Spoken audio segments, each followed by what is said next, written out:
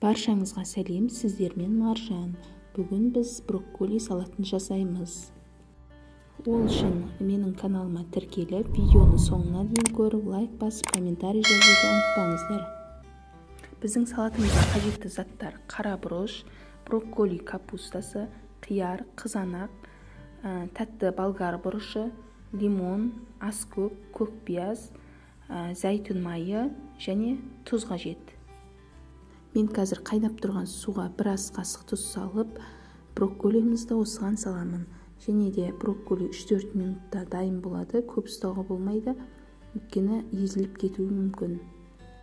Брокколиміз піскенше мен тәтті болгар бұрышын алып, осындай керек емес жерлерін алып тастап, ромбик тәріздес етіп турап ыдысымызға саламыз.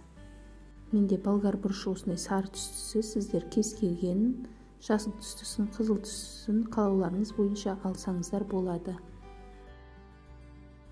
Сосын қиярымызды да осылай алып, ромбик тәріздес етіп, барлығын турап, оны да ыдысымызға саламыз.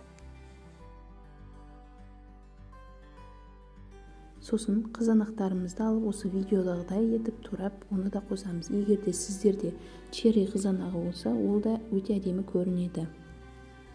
Және көкпиязымызды алып, майдалап турап, оны да салатамызға қосамыз. Менің брокколиім дайын болды. Ыстық судан сүзіп, салқын суға саламыз. 2-3 минут ұстаймыз. Және 2-3 минуттан кейін суды төгіп тастап, салатымызға керек емес жерлерін алып тастап қосамыз.